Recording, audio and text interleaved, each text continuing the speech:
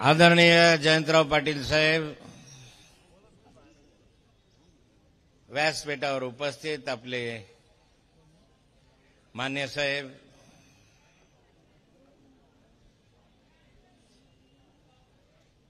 माजी मंत्री सतीश अण्णा पाटील, माजी मंत्री गुलाबरावजी देवकर, माननीय अरुणभाई गुजराती,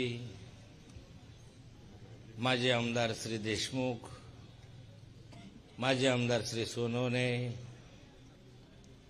माजी आमदार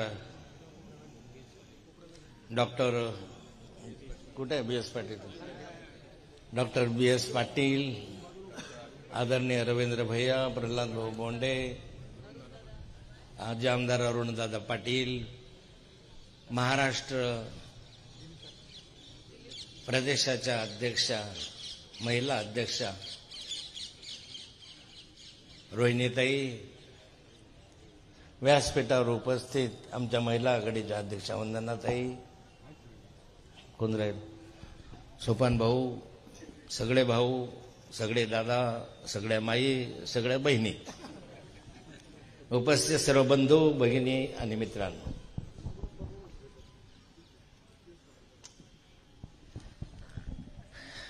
2013 साली जयंतराव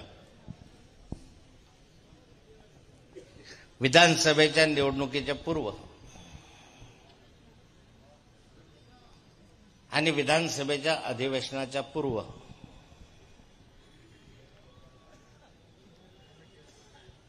मी भारतीय जनता पार्टीमध्ये असताना स्वर्गीय गोपीनाथ मुंडेंच्या नेतृत्वाखाली असाच एक ट्रॅक्टर मोर्चा काढला होता. त्या ट्रॅक्टरचं सारथ्य गोपीनाथजी करत होते, दुसऱ्या ट्रॅक्टरचं सारथ्य मी करत होतो. मला वाटतं 10 वर्षानंतर साधर्म आहे आपल्या ह्याच्यामध्ये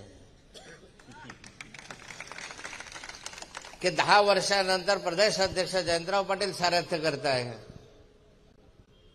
आणि दुसऱ्या बाजूला प्रदेशाच्या अध्यक्षा ज्या महिला आघाडीच्या आहेत त्या रोहिणीताई सारथ्य करताय. रवींद्र भैया, अरुणभाई वगैरे सारे त्यांना साथ देत आहे आणि नाथाभाऊ मागे बसलेले आहे. मला वाटतं की इतिहासाची पुनरावृत्ती होण्याची वेळ आलेली आहे.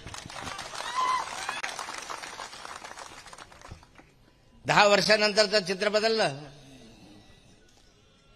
आणि 2014ला ज्यावेळेस मोर्चा काढला, आंदोलन केलं, शेतकरी मोर्चा होता, आंदोलन होतं, अख्ख्या जळगाव शहरामधून आम्ही त्यावेळेस या ट्रॅक्टर मोर्चाचं नेतृत्व करत आपला प्रचार केला होता. बरोबर 10 वर्षापूर्वी या राज्यामधलं सरकार बदललं होतं. आता हे सरकार बदलायची वेळ आली आहे की नाही? बिल्कुल. इस सरकार को तो बदलना ही होगा. काय सांगत जातो? सरकार बदलेन. ही आदिवासी महिला आहे बरं, आदिवासी महिला आहे, शेतकरी कुटुंबातली आहे, तरी ते म्हणते सरकार बदलेन. म्हणजे शेतकऱ्यांच्या मनामधली काय भावना आहे ती या मोर्चाच्या माध्यमातून सरकारच्या समोर आली. कापसाला भाव नाही, केळीचा पीक विमा अजून मिळालेला नाही, शेतकऱ्याचं वादळ गारपिटीमध्ये अख्खं पीक झोपून गेलं. शेतकरी जिवंतच नाही यावेळेस. तुरीचं पीक गेलं, थोडा हरभरा होता, आपला गहू होता तोही संपला, जवस लावायची ती गेली. साऱ्या पिकांचा वाटोळा करून टाकला, सत्यानाश केलं निसर्गाने. होत्या का नव्हता त्या तोंडासमोर आलेला घास होता तो शेतकऱ्यांचा हिरवला. आणि या राज्यामधला शेतकरी सुखी नाहीये, समाधानाने कापसाला भाव मागतोय. 10 वर्षापूर्वीच्या गिरीश महाजनांनी 7,000 रुपयाचा भाव कापसाला मागितला. आज हे गिरीश महाजन आहे कुठे? कुठे आहे? अरे तो फॉरेनला फिरत होता, विदेशामध्ये. तुमच्या मनात आहे तिथं आता नसतो. तुमच्या मनामध्ये आहे आता गिरीश भाऊ तिथे नसतात, जागा बदलवली. आता कोणती जागा येते ते त्यांनाच माहिती. पर गिरीश भाऊंना मी सांगणार आहे की दर 10 वर्षापूर्वी 7,000 रुपयाचा भाव होता, तर यावर्षी का नकोय 12,000 रुपयाचा भाव. मागच्या वर्षी 12,000 रुपये प्रति क्विंटलचा भाव होता, यावर्षी 7,000 6,000 रुपये प्रति क्विंटलचा भाव आहे. तर किमान आम्हाला या संदर्भामध्ये 5,000 रुपये प्रति क्विंटलचा कापसाला अनुदान दिलं पाहिजे. मुळात या वर्षाच्या शेतकऱ्याच्या कापसाचं उत्पादनच नाहीये. पहिल्या दुसऱ्या वेचामध्ये संपून गेला कापूस. त्यात बोंडाळी आली, त्यात मध्ये लाल्या येऊन गेला. त्याने कपाशीवर लाल्या आला आणि मंत्री लाल होत गेले. शेतकरी ठार मेला का बोलत नाही गिरीश भाऊ? मी तुम्हाला कापसाच्या भावाविषयी विचारलं होतं. मी म्हटलं कापसाला भाव द्या. आज भाजपवाल्या गल्लोगल्ली फिरताय, नाथाभाऊचा निषेध करताय. नाथाभाऊचा निषेध आमच्या गिरीश भाऊला असणार. गिरीश भाऊला मी म्हटलंच नाही बाबा काही. तो तर अत्यंत साधा, सोजवळ, चांगला, महिलांविषयी अत्यंत आदराची, सन्मानाची भावना ठेवणारा, असा पण मी कधी बोललो होतो का? संकटमोचक. मी फक्त बोललो होतो या ठिकाणी की तुम्ही म्हणता की नाथाभाऊ आजारी नव्हताच. तुम्ही म्हटलं मी संकटात ना आलो. मी तर एवढ्या मोठ्या संकटात आलो तरी भाषण तुमच्या समोर करतोय. मग डॉक्टर बोंबलतात तिकडे. मी गिरीश भाऊंना एवढंच आव्हान दिलं होतं, गिरीश भाऊ माझा आजार जर खोटा असेल तर मला तुम्ही जोडे मारा. असंच आहे ना? ऐक, आठवतं ना तुम्हाला? आणि बाकी माझा आजार खरा असेल तर मी काय केलाच आहे? म्हटलं माझा आजार खरा असेल तर तुम्ही ठिकाण आणि वेळ सांगा, त्या ठिकाणी येऊन मी तुम्हाला जोडे मारायला तयार आहे. हे माझं आव्हान होतं की नाही? आणि त्यानंतर म्हटलं होतं काय, खरे मर्द असाल, मर्दाचे औलाद असाल तर माझं आव्हान स्वीकारा. हाच शब्द आहे की नाही? तुम्ही एखाद्याच्या आजारावर बोलताय, तुम्हाला शोभतं का? जो माणूस वरून खाली आला त्याच्याविषयी शोभतं का? गरीब लोकांचा आशीर्वाद आहे नाथाभाऊला. तुमचा सर्वांचा, शेतकऱ्यांचा आशीर्वाद आहे. नाथाभाऊ इतक्या सहजासहजी जाणारा माणूस अभि तो बहुत. मग तू आजारावर बोलशील तर आम्हाला संताप येणार नाही का? वाईट काय बोललो आम्ही? कोणतं वाईट बोललो? म्हणजे खालच्या याच्यावर बोललो, कमरेच्या खाली बोललो. अजून तर कमरेच्या खाली उतरलोच नाही. माझ्याकडे यादी आहे, पण मी कधी बोललोच नाही कमरेच्या खाली. मी चॅलेंज केलं आणि अजूनही चॅलेंज आहे की माझा आजार खरा असल्याचं सर्टिफिकेट मी पत्रकारांना दिलेलं आहे, ते सत्य आहे. तर मग आव्हान स्वीकारा. या, मी मारायला त्याची गॅरंटी नाही आहे, पण निदान या तर खरे समोर. बोलता कशाला? ढोंग करतो नाथाभाऊ, सोंग करतो नाथाभाऊ, चमकेश नाथाभाऊ. मुख्यमंत्र्यांची सहानुभूती मिळवण्यासाठी करतो. मला काय करता सहानुभूती? अर्धा माणूस 30 वर्ष निवडून आला, आणखी 6 वर्ष तुमच्या छातीवर आहे, 36 वर्ष, त्याला कशाला पाहिजे सहानुभूती? जनता पाठीशी आहे, सहानुभूतीची गरज नाही आहे नाथाभाऊला. म्हणजे खोटे नाटे धंदे करत असताना माझं या तिन्ही मंत्र्यांना आव्हान आहे. माझा शेतकरी आत्महत्या करतोय. नाथाभाऊने या जिल्ह्यासाठी विशेष बाब म्हणून पोकरा योजना आणली, ती बंद झाली आहे. ती चालू करा, दम असेल तर.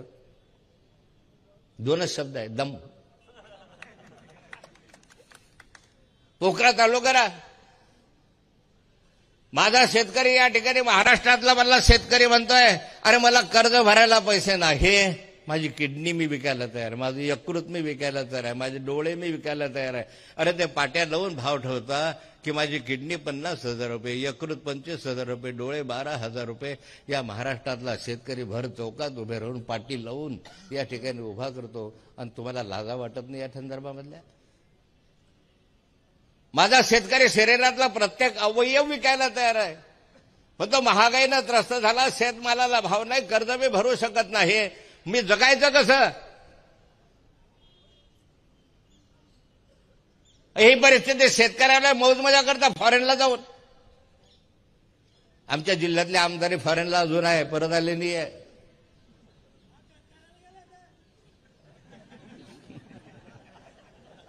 काय शेतकरी हुशार झाला बाकी. ते म्हणता अभ्यास करायला गेला. कशाचा अभ्यास? शेतीचा, रोहिणीचा, वाळूचा, मटक्याचा, जुगाराचा, त्या पान काय म्हणता तुम्ही, ते दारू एवढी, पन्नी, गुटखा. अरे शेतकरी ज्यावेळेस विक्रीला निघाला त्यावेळेस तुम्हाला शरम वाटत नाही या गोष्टीची? एक शेतकऱ्यानं आत्महत्या केली होती 1993 साली. एक. माननीय शरद पवार साहेब त्या कालखंडामध्ये मुख्यमंत्री होते. आणि आम्ही जाब विचारला पवार साहेबांना की एका शेतकऱ्यानं या महाराष्ट्रामध्ये आत्महत्या केली. पवार साहेब इतके अस्वस्थ झाले होते की माझा शेतकरी, एका शेतकऱ्यानं आत्महत्या केली म्हणजे माझं अपयश आहे असं त्यांनी भर विधानसभेमध्ये बोलून दाखवून माफी मागितली होती की मी याला जबाबदार आहे. निदान तेवढं तर जबाबदार आहे म्हणा, एवढं तर मोठं मन करा. आज या कापसावर माझ्या शेतकऱ्यांचे सारे भाव आहे, या कापसावर माझ्या शेतकऱ्यांचे सारे व्यवहार आहे. कापूस विकला वाण्याचा भाव द्यायचा, कापूस विकला किराण्याचे पैसे द्यायचे, कापूस विकला कापडावाल्याचे पैसे द्यायचे, कापूस विकला उधारी मला द्यायचे, कापूस विकला मला घरामध्ये सामान करायचं. अरे कापूस विकला की या पोरीचे हात पिवळे करायचे. आशा करतोय की माझ्या पोरीचे हात पिवळे करायचे. कापूस विकला, मला भावाला चांगला मिळाला, चांगला नवरा शोधेल, 4 एकर जमिनीवाला, 5 एकर जमिनीवाला, 10 एकरवाला, 5,000वाला काहीतरी मिळेल, पैशाने व्यवहार करेल कापूस विकताना आणि विकून माझे सारे व्यवहार करेल. ही त्या सगळ्या शेतकऱ्यांचे त्या कापसावर व्यवहारावर भिस्त आहे की नाही? त्याला काय तुमच्यासारखे मटक्याचे अड्डे, जुगाराचे अड्डे, गुटख्यावाल्याचे भक्ते हे येतात का त्याला? तुम्हाला कोणते भत्ते मिळतात? ह्याला आमचे मोदी साहेब म्हणतात की तुम्हाला महिन्याला देऊ किती? 500 रुपये. किती? 6,000 रुपये वर्षाला. महिन्याला तेही नाही मिळतात आता त्यांच्या मायाला. तेही 15 लाखासारखंच आहे का? 15 लाख बेकार, तेही मिळत नाही. शेतकऱ्याला मदत नाही. आमची मागणी आहे या शेतकऱ्याच्या कापसाला प्रति क्विंटल भाव द्या. या पिकाला या संदर्भामध्ये केळीचं जे आमचं राहिलेलं आहे, आमच्या हक्काचा पीक विमा आहे, तो पीक विमा आम्हाला तातडीने मिळून द्या. नुसते मूर्ख बनवतात. ही मीटिंग झाली, ती मीटिंग झाली. तुमच्या विमा कंपनीनं नसेल देता येत तर सरकारने आपल्या तिजोरीतनं पैसे मदत करा आणि नंतर विमा कंपनीकडे हिशोब काय आम्हाला पैसे द्या. विम्याचे पैसे नाही. महागाई भराभरा वाढले, कुठून देणार आहे महागाई? सगळे भाव वाढले, किमती वाढल्या, हवालदिल झाला शेतकरी. अरे श्रीमंताला काही घेणं देणं नाही आहे, श्रीमंताला काही फरक पडत नाही. नाथा बोलता अजिबात फरक पडत. 2 लाख रुपये मिळतात महिन्याला सरकारकडून. तुपाचे भाव 10 रुपये झाले का 100 रुपये झाले का? अर्धा किलोच्या अर्धा 1 किलोचे अर्धा किलो खाईन, पण तुम्हाला तर जोडे मारा, फळे मारा, कापसाला भाव द्या ना. हे काय चाललंय या राज्यामध्ये? भाव मिळत नाही, गल्लोगल्ली फिरतात. जे पिल्ल मी मोठे केले तेच मोठे होतं. काल मी तर अशोक कांडलेकरचं पाहिलं. तुम्हाला अशोक कांडल नावाचा प्राणी माहिती आहे की नाही? माहिती कोण होता? पी होता माहिती. अरे पण त्याच्या आधी कोण होता? त्या उकिरड्यावर बसलेला होता. मी रामराम केला, म्हटलं काय रे भाऊ काय, चला अंगाशी लावले, घेतले. जिल्हा परिषदचा अध्यक्ष केला, लाल ध्वजा गाडीत फिरवला, त्याच्या बायकोला केलं जिल्हा परिषदचा अध्यक्ष, त्याला पीए केला 15 वर्ष, सगळे मालमत्ता. अरे आता हे सगळं मिळालं तर नाथाभाऊ भाजपमध्ये मध्ये आहे. भाजपमध्ये मिळालं तर आता 10 वर्षात मिळालं असतं नाथाभाऊच्या साथ सोडल्यावर. हे जेवढे आहे नाथाभाऊच्या साथ सोडल्यावर एक जण सांगा पदावर आहे का? एक सांगा हे पदावर गेलाय का? हे जाऊ शकत नाही. नाथाभाऊ इकडे आल्यावर तर होऊ शकत आहे का? लायकी राहिली नाही. तो बोलायला या ठिकाणी नुसते बोंबलता. म्हणून शेतकऱ्याचा आक्रोश मोर्चा आम्ही सरकारला सांगणार आहे. या ठिकाणी माझं पेपर सरकारला विनंती करणार आहे की तुम्ही तातडीने या अधिवेशनाच्या आधी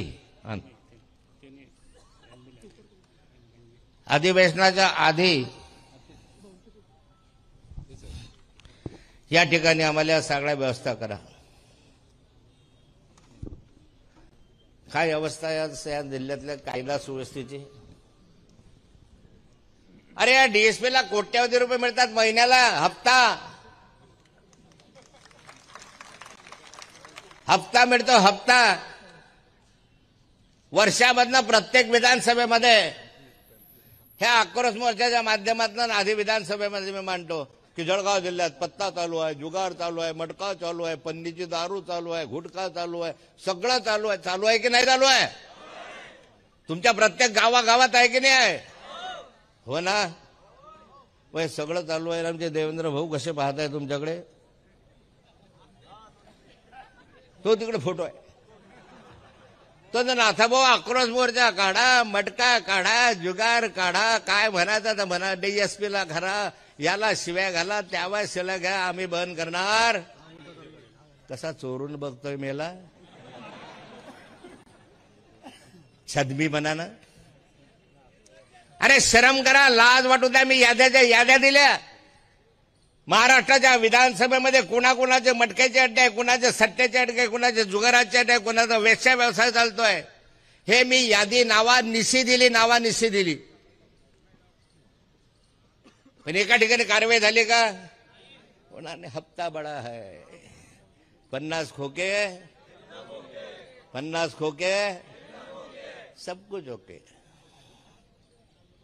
खोके घेऊन चुकले, विकून टाकलं तुम्हाला. 50 खोक्यामध्ये तुमच्या या आमदारांनी मतदारांना विकून टाकलं. वरच्या वर व्यवहार केला. कुठून आला एवढा पैसा यांच्याकडे? कुठून आल्या एवढ्या गाड्या? मी पाहत होता आमच्या मुक्ताईनगरला रोज नवी गाडी, रोज नवी प्रॉपर्टी. अमाप पैसा, इसको देंगे उसको देंगे. और म्हटलं होता भंगार मानला होता. मी याच्या वडिलांना पाहिलं, माझे मित्र होते त्याचे वडील, पूर्वी माझ्याकडे हवालदार होते. मी प्रत्यक्ष माझ्याकडे काही गुन्हा, मी ज्यावेळेस नेता होतो, पंचायत समिती सदस्य होतो. आले की म्हणलं आता वय भानगड मिळणे, जरा 50 रुपये काढा त्याच्याकडनं. त्याचे वडील शेवटी हवालदार आमचा मला मदत मागायचा. कुठून आल्यात? हा गिरीश भाऊ, विचारा गिरीश भाऊला, एवढे कोट्यावधी रुपयाचे मालमत्ता यांची आली कुठून? पर छत्रपती शिवरायाच्या पुतळ्याच्या समोर छातीवर तुम्ही ऑफिस उघडता. कुणाच्या आल्यात कोट्यावधी रुपयाची रक्कम? कुठे? प्लॉट, बंगले, हिरे, तुमचे फ्लॅट त्या रामेश्वरच्या नावावर. सरकारकडे तक्रार केली तर सरकार काही वेद नाही. सरकार ह्यांचंच.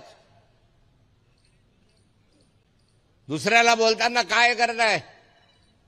नाथाभाऊची चौकशी अनेक वेळा केली, अँटी करप्शननं केली, सीबीआयनं केली, ईडीनं केली, इन्कम टॅक्सनं केली. मी म्हटलं तुम्ही किती उपटा गांड.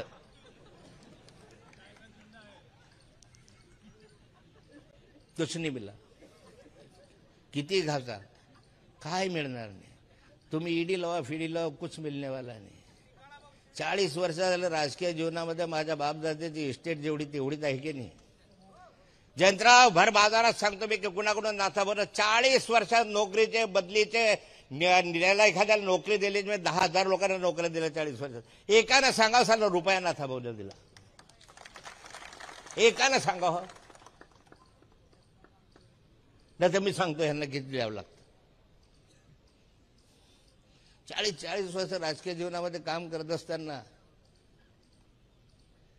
त्या ठिकाणी हे राहणं सोपं नाही आहे. भर जाहीर सभेमध्ये सांगलं तर त्याच्यापेक्षा सोपं नाही. म्हणजे सत्य आहे, कुणी आवाज उठवू शकत नाही. आणि म्हणून ते ईडी फिडी हे ते केवढा छळ चालू आहे नाथाभाऊचा. रोज तारखा असता, पुण्याला तारीख, औरंगाबादला तारीख, मुंबईला तारीख, हायकोर्टला तारीख. 137 कोटी, 86 कोटी, 50 कोटी. सगळ्या आम्ही ऐकले नाही आमच्या बापदाद्यानं, यायच्या बापदाद्यानं पाहिले नाही. पंतप्रधान नाथाभाऊ नोटीस, अरे त्या नोटिसा त्या फोटिसा नाथाभाऊ पक्का आहे तुमचा, कुछ नहीं होने वाला, कुछ नाही. जा, तुमचा सरकार आहे, काय करायचं ते करा. कायद्यानं नियमानं वागणारा माणूस आहे. 40 वर्ष मी जर नियम सोडले असते त्याने मला लगेच टाकून दिलं असतं, सोडलं नसतं. पण आता हा विषय नाही आहे, हा माझा एकट्याचा विषय नाही आहे. ह्याला नोटीस, त्याला नोटीस, त्याला नोटीस, ह्याला छळणं, त्याला छळणं. अरे गल्लोगल्ली आपल्या कार्यकर्त्यांना हे गल्लोगल्ली छळून राहिले की नाही राहिलंय. आला की पोलीस, चलो बुलाया, चल बुलाई. कशासाठी बोलवलं? नाही तो काहीतरी भानगड तू केली होती, त्याला शिव्या दिल्या, ह्याला शिव्या. मी म्हटलं त्याला तर ओळखते नाही, शिव्या कधी दिल्या नाही, स्वप्नात दिल्या होत्या. आपल्या कार्यकर्त्यांना जयंतराव या जिल्ह्यामध्ये इतके छळून राहिलेले आहे, इतके छळतात प्रत्येक काही कारण असताना. मध्ये कोणाकोणावर तर 307, 326 अपात्र. हे एक वेळ काढा विधानसभेमध्ये की गिरीश महाजन ग्रामविकास मंत्री झाल्यानंतर जळगाव जिल्ह्यामधले सगळे एनसीपीचे जास्तीत जास्त लोक अपात्र केले. काय चाललंय या राज्यामध्ये? तुम्हाला सत्ता याच्यासाठी दिली, नियमानं करा, कायद्यानं करा. कलेक्टरला सांगितलं का हो कलेक्टर साहेब काय करा? क्या करना, जिसकी सरकार उसके हम, जिधर बजेट हम उधर चले हम. उद्या तुमचं सरकार आलं, तुमचे, त्यांचा, त्यांचे. अरे पण नियम कायदे आहे की नाही काही? का काही करत राहणार तुम्ही? 100च्या वर सदस्य अपात्र करून टाकले. काढणार आहे विधानसभेत. इथल्या जिल्ह्यातले सरपंच दादागिरी केली. आज उपसरपंच निवड आहे, 15 तरी लोकांचे मला फोन आले की ह्याला पळून नेलं, त्याला पळून नेलं, ह्याला अपात्र करू, त्याला अपात्र. 15 तरी. अशानं सरकार येणार आहे? हा आक्रोश आहे, हा आक्रोश आहे. आणि आक्रोश मोर्चाच्या माध्यमातून सरकारला हे सांगायचं आपल्याला. मी या सरकारला सांगणारा कायदा सुव्यवस्था राखू द्या, राखा ना. मी आवाहन करतो या एसपीला, मिस्टर राजकुमार, बंद करून दाखवा हा सट्टा मटका जुगार अड्डे. ज्या याद्या तुम्हाला दिल्या तेवढ्या तरी बंद करा. तुमच्यात दम असेल तर, तुमच्या हिंमत असेल. हे काय कामं करत राहता? याला पकडा त्याला पकडा जबरदस्तीचे. हो, याला पकडा त्याला पकडा, त्या बकालेला पकडा ना. 4 वर्ष झाले तो फरार आहे तुमच्या छातडल्यावर. 4 वर्ष, 1.25 वर्ष. 1.25 वर्षात काय करत आहे? 3 मंत्री कुठे गेलं? आणानं पकडून, दम असेल तर. तो पकडून नाही, हिंमत नाही यांच्यामध्ये. बकाले नावाचा एक पोलीस सब इन्स्पेक्टर आहे, त्याच्या छातडल्यावर रोज नाचतो और स्वप्नात येऊन बोलतो, या मैं इधर हूं. तो म्हणता अच्छा है बेटा, मेरे आशीर्वाद से उधर ही रहो. आहे की नाही? मग हे करायची ताकद नाही. विनाकारणचा त्रास आमच्याकडे देत आहे. आणि यामुळे मला असं म्हणायचं आहे की सगळे 2 नंबरचे धंदे तुम्ही बंद करा. वाळू मोठ्या प्रमाणावर आहे. मी आता आलो जयंतराव, एका व्यापाऱ्याने थांबलं. कोण होतं माझ्याबरोबर? नाही, आता तो एक व्यापारी भेटला, स्टीलचा व्यापारी. तर गाडीत बसलेलो. हा, सुनील. म्हणलं नाथाभाऊ बरं झालं तुम्ही मोर्चा काढला. आणि म्हटलं तू घरात बेस. नाही हो म्हणे घरात नाही आहे, मी तुमचा माणूस आहे, तुमच्या बरोबर फिरणार आहे, माझं दुकान बघा तुम्ही. म्हटलं कशाचं आहे? म्हणजे हे माझं दुकान आहे, मोठं दुकान, मोठं. कशाचं आहे? काय ना, स्टीलचं दुकान आहे, वाळू, स्टील, पाईप. मी म्हणे भाजपचा आहे. म्हणाले या सरकारने आम्हाला भंगारमध्ये टाकून दिलं म्हणे. वाळू नाही बांधकाम बंद, वाळू नाही मजूर घरी, वाळू नाही मिस्त्री घरी. अरे वाळूचं धोरण 4 वर्ष 3 वर्ष झालं आता. आम्ही म्हटलंय मागच्या वर्षापासून विखे पाटील आल्यापासून त्या बोळ केला या महाराष्ट्रामधला वाळू. विखे पाटलांना रोज फोन करतो मी, 8-15 दिवस झाले की साहेब तर वाळूचं काहीतरी धोरण आखा. अख्खा महाराष्ट्रामध्ये वाटोळं करून टाकलं, बेरोजगार झाला. आणि वाळू नाही बांधकाम थांबले का? जळगाव शहरामध्ये बिल्डिंगाच्या बिल्डिंगा उभ्या राहून राहिल्या. एकाच्या वर एकावर कुठून येत आहे वाळू? कुठून येत आहे वाळू? हे कोण आहे वाळू माफिया? पहा तो म्हणतो मंत्री ट्रॅक्टर, त्यांच्या आशीर्वादानं सगळं चाललंय असं यांचं म्हणणं आहे.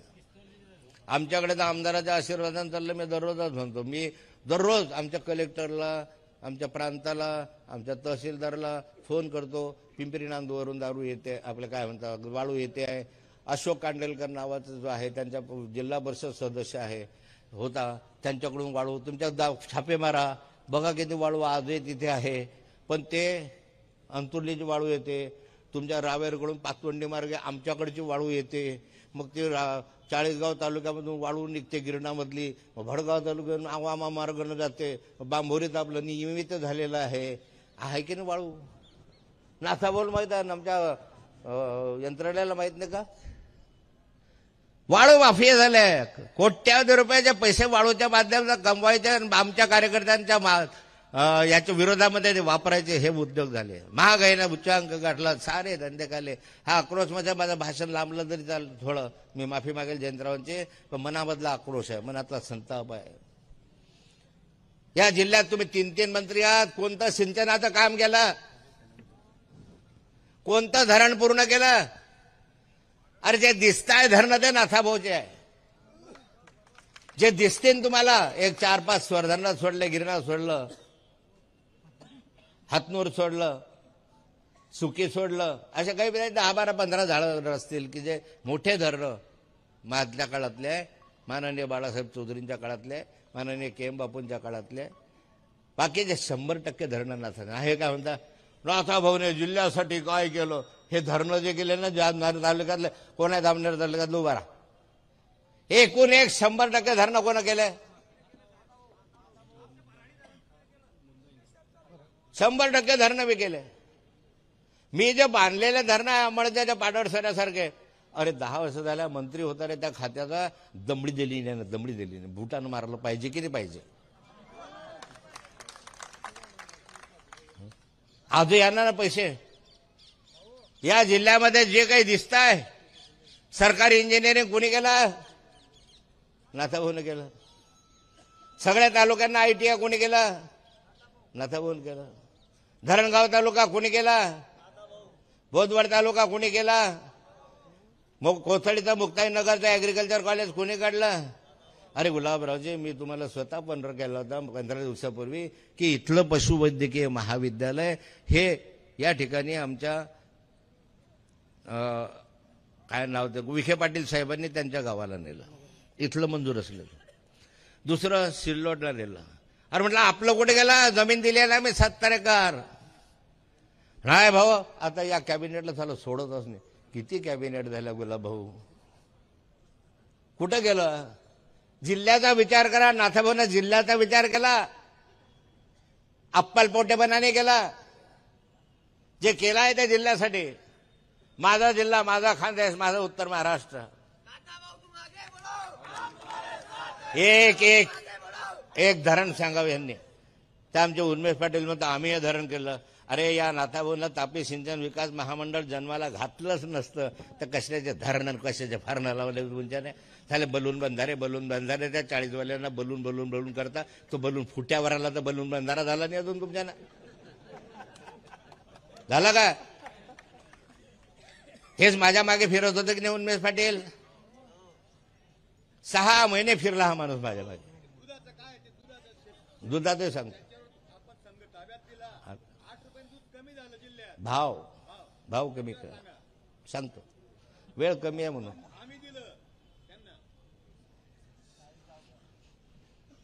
उन्मेष पाटील 6 महिने फिरला माझ्या मागे. खरं असेल खोटं असेल तर त्यांनी उद्या पत्रकार परिषद घ्यावी. नाथाभाऊ सांगतात ते सबसेल खोटा आहे. मंत्री असताना मी सांगला सावकार साहेब छोड़ो तुम्हारे सरकार नहीं आते, जयंत पाटिल की सरकार नहीं आते, नाथाभाऊ की सरकार आती. जाऊ द्या आता ते विषय. तुम्ही आम्हाला शिकवतात हे. आणि तुम्हाला सांगतो या लोकांना गल्लोगल्ली तिथे जा विचारा. गल्लीमध्ये दिसले की यांच्या कार्यकर्त्यांना जा विचारा. अरे तिकडे काय जोडे मारता, इथं कापसावाल्यावर बोला, इथं या महागाईवर बोला, या दुधावर बोला. हा दूध उत्पादक संघ आपल्या ताब्यात होता 7 वर्ष. 7 वर्षामध्ये एकही वर्ष असं नव्हतं की तोट्यामध्ये होता. एकही वर्ष नाही. नफ्यामध्ये एकही वर्ष असा नव्हता की त्याच्यामध्ये 8 रुपये लिटरनं 5 रुपये लिटरनं भाव कमी दिले. आता भाव पाहतो मी किती आहे.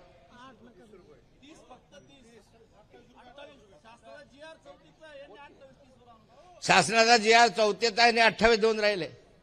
लुटून राहिले शेतकऱ्यांना.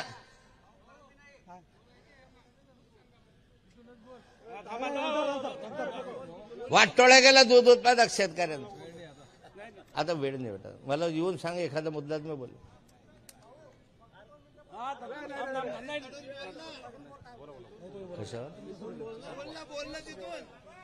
अरे दूध फेडरेशन मध्ये मी तुम्हाला भाषणात मी निवडणुकीमध्ये सांगू की असं होईल रे बाबा, असं होईल रे बाबा. तुम्ही सगळं नाथाभाऊला विसरून गेले. नफा विसरला, सगळं विसरलं आणि 50,000 आणि 25,000. चलो कागदावर लिहून दे. आता वेळ झालेला आहे खूप. संपत आलेला आहे माझं भाषण. लवकर आलं तर बोलेल, नाही तर जय हिंद जय महाराष्ट्र करेल.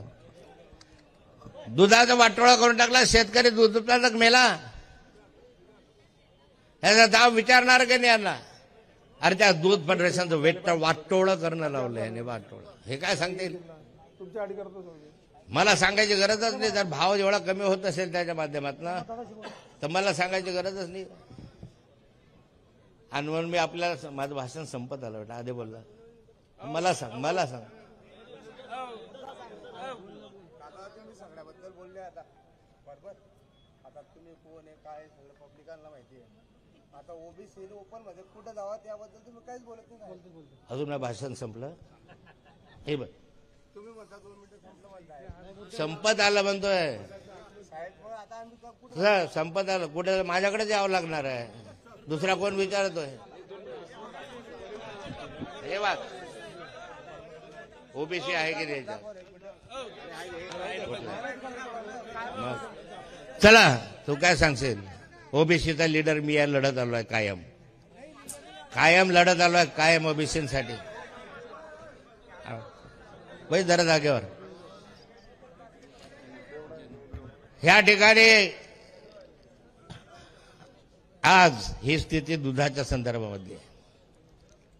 ओबीसीवर बोला म्हणतात. ओबीसीवर तर आयुष्यभर मी बोलतच आलोय. ओबीसी मराठावर बोलत आलेलो आहे. मराठा समाजाला ओबीसीचं आरक्षण मिळालं पाहिजे 101% ही माझी भूमिका आहे. आमच्या पक्षाची भूमिका आहे.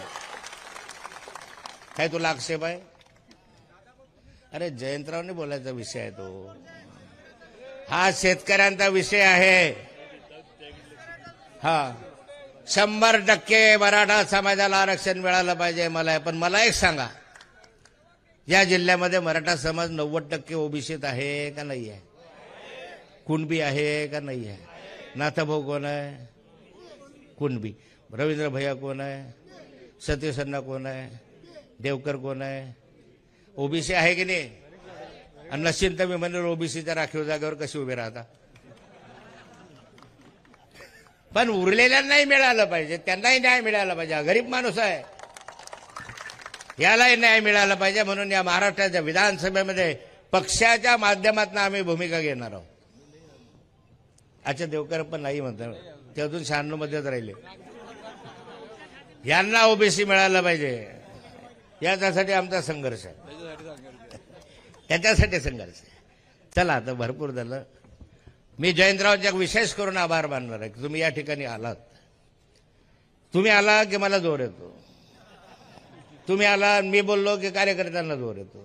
कार्यकर्त्यांना जोर आला की मतदारांना जोर वाढतो आणि सरकार यायला सोपं जातं. म्हणून आता यावेळेस सरकार आणणार आहात की नाही आणणार? पुढचं सरकार आपलं आहे की नाही आहे?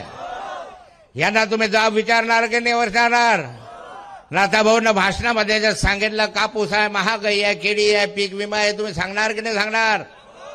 यांना गल्लोगल्लीत जबाब विचारा. रे जोडे काय मारता, याचे उत्तर द्या. द्या याचे उत्तर. सरकारमध्ये असता हाय सांगा. एका बाजूला सत्तेसाठी तुम्ही आहात, तिकडे पाहतो मी आमचे देवेंद्र भाऊ आहे. नंतर वर पाहिलं तर आमचे एकनाथ शिंदे साहेब आहे. आणि अजित दादा कुठे आहे? अरे दादा कुठे आहे? दादाचं सरकार आहे की नाही? पण दादाला कसं आहे, दादा आम्ही एक मुख्यमंत्री, आमचा एक सिनियर उपमुख्यमंत्री देवेंद्रजी, तुमचं ज्युनियर हो. अरे दादाचा फोटो पाहिजे होता की नाही पाहिजे? अरे फोटोमध्ये अनेक पुढारी नाराज होतात. दादा तुम्ही कसे नाराज झाले नाही? दादा तुम्हाला फस गया साला वादा, जे काय असेल. माझी विनंती आहे यांना की तुम्ही तिन्ही मिळून का होईना आमच्या शेतकऱ्याला न्याय द्या. आमच्या मनातल्या भावना संताप आहे. मी जयंतराव पाटलांचे आभार मानतो, अभिनंदन करतो, तुमचं अभिनंदन करतो. इतका वेळ तुम्ही बसलेला आहात. ट्रॅक्टर एवढ्या मोठ्या संख्येने या ठिकाणी आले, सर्व शेतकरी या ठिकाणी आलेत. जे आहेत ते शेतकरी आहे. भाड्यानं आणले का? शेतकरी आहे. शेतकऱ्यांचा आक्रोश आहे. म्हणून जयंतरावला विनंती करतो की तुम्ही या संदर्भामध्ये बोलावं. आणि मी अधिक बोललो याबद्दल तुमची माफी मागतो. एबीपी माझा, उघडा डोळे बघा नीट.